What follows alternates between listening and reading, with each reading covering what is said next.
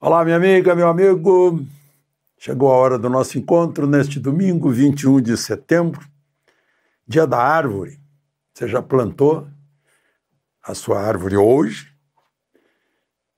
De preferência, uma árvore nativa da sua terra. Uma árvore que seja sua contemporânea. Evite árvores exóticas. Eu lembro, em tempo de grupo escolar, que dia 21 de setembro era dia de plantar árvore. Nós plantávamos árvores no terreno da escola. Eu não sei quantas árvores eu já plantei na vida. Certamente mais árvores do que livros.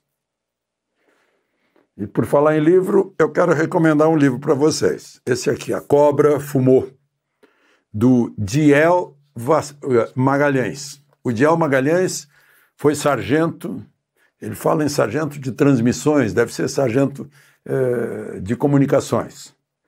Ele se formou em Química, curso superior, ele trabalhava na Shell, fluente em inglês, fala e escrita em inglês, uma letra maravilhosa que a gente vê aqui no livro, porque o livro se baseia em escritos dele, mais ou menos diários, que ele ia escrevendo num caderno tudo que acontecia, desde a saída do Rio de Janeiro até chegar a Nápoles, eu disse, e depois o caminho da FEB.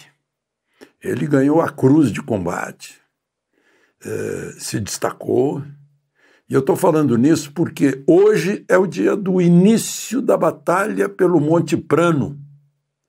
Durou 6 dias. A FEB e os americanos. Os americanos é que fizeram a cobertura de artilharia. Depois de uma artilharia para fazer, o termo é outro, mas o que me ocorre agora é exaustão do inimigo, a força brasileira foi em frente, né? E foi mais uma vitória do Brasil. Aqui, LVM, editora LVM e A Cobra Fumou, de El Magalhães. Ele nasceu em 1920 e morreu com 93 anos, em 2013. Excelente, olha, fácil de ler, muito claro e interessante. Até as anotações dele são legíveis.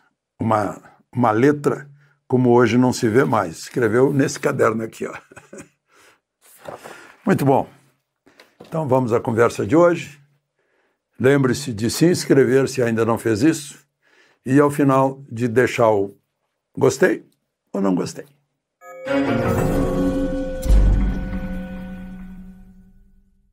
Sexta-feira eu ganhei um presentão. Toda a coleção da revista Realidade. Marcou época no jornalismo brasileiro contemporâneo.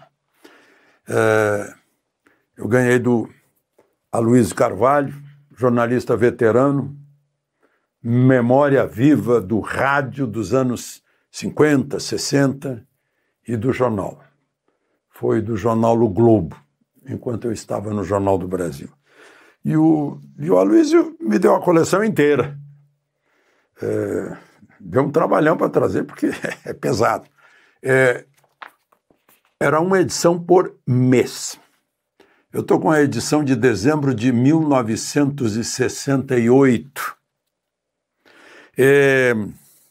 1968, governo militar, né? Aí eu abro aqui propagandas. Opa!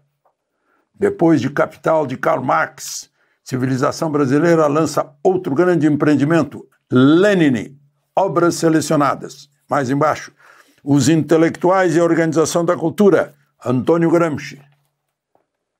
Até eu já estava acreditando na censura, que é tão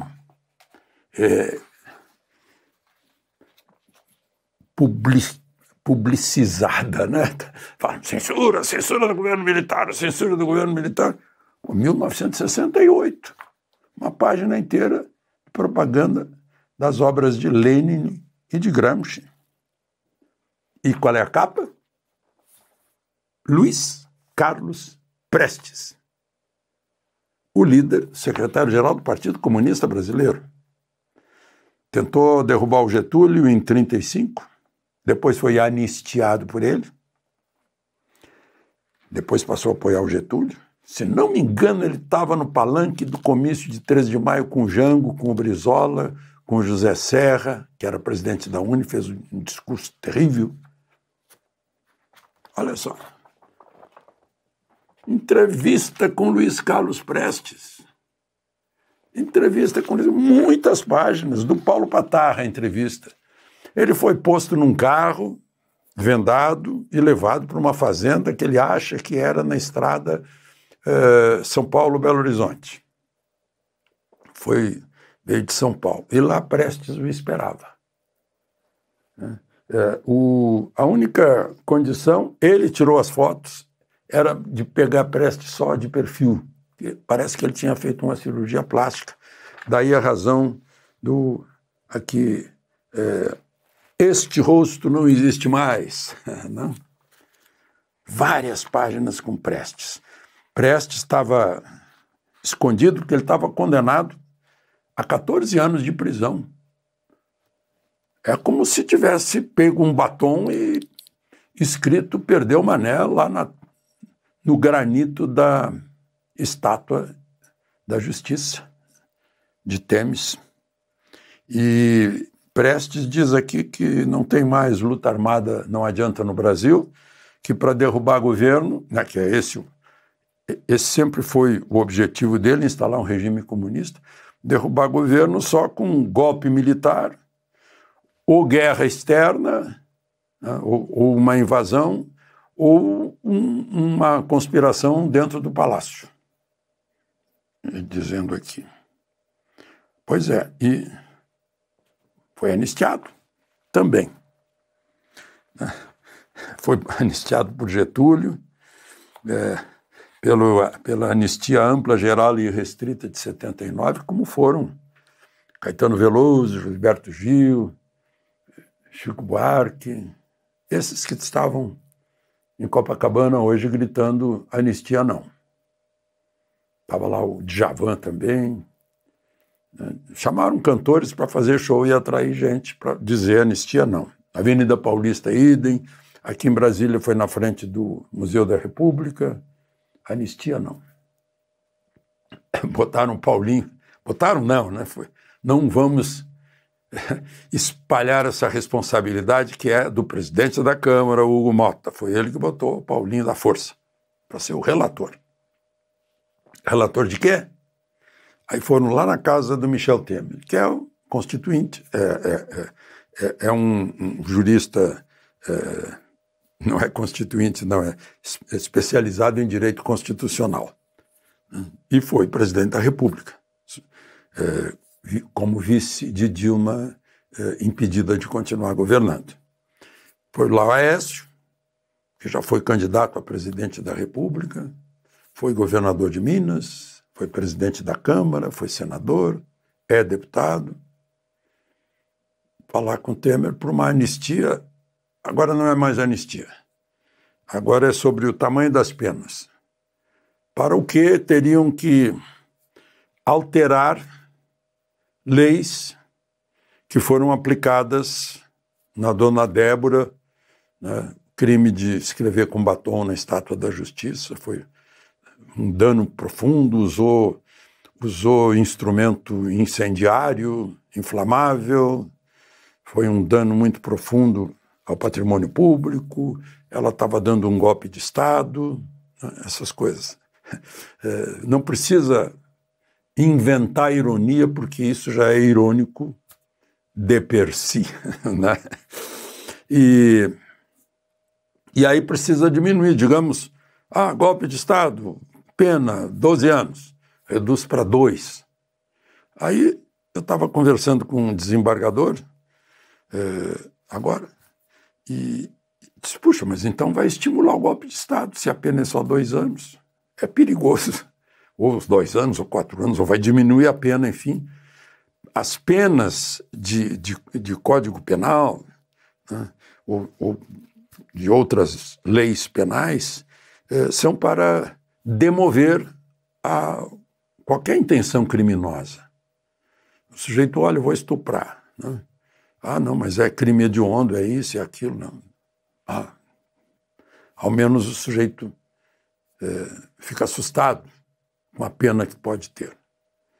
Então, vai reduzir a pena completamente ilógico. Né? Diminuir uma pena para um golpe de Estado, que é uma coisa grave. Quando é golpe de Estado, que não deve ser confundido com manifestações do povo, origem do poder. Se a manifestação chega a ponto de danificar patrimônio que é do público, a pessoa deve indenizar o público, ou seja, o tesouro do público, pelo dano. E deve receber uma pena para não fazer mais isso. Mas aí tem que comprovar que foi ele. Não pode dizer, olha, você estava num grupo em que um destruiu tal coisa, então todo mundo vai pagar. É isso que foi decidido. Bom, só mais uma coisinha. O presidente Lula já chegou a Nova York, a Janja já está lá há muito tempo, já foi às lojas, essa coisa toda. E nesse meio tempo, o Trump conversou com o Xi Jinping sobre a compra do TikTok. O Trump vai estar na mesma reunião da ONU em que estiverem Lula e Janja. O Trump talvez passe perto ali da Janja, a Janja podia aproveitar. Olha, ensina a gente a censurar o TikTok, porque já que não está mais com o Xi Jinping, eu já pedi para ele. Não? Todo mundo já sabe o discurso de Lula, os jornais já deram. E a grande surpresa é o discurso de Trump. E o que vai acontecer na semana que está entrando. Porque Marco Rubio, o secretário de Estado, prometeu que serão ampliadas as sanções ao Brasil. E, bom, só para informar, o ministro da Saúde não foi, ele poderia ter ido, mas estava limitado. Olha, só pode sair do hotel para a ONU, da ONU para o hotel. Meu filho, você vai para a escola, mas é só para a escola, não vai se desviar para fazer outra coisa, se encontrar com os amigos. E, então, com Lula foram os dois ministros de Relações Exteriores, o de fato e o de direito, né?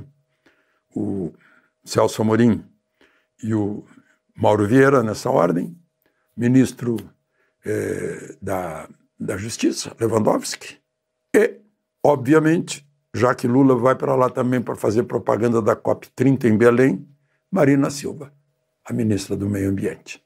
De Brasília, Alexandre Garcia.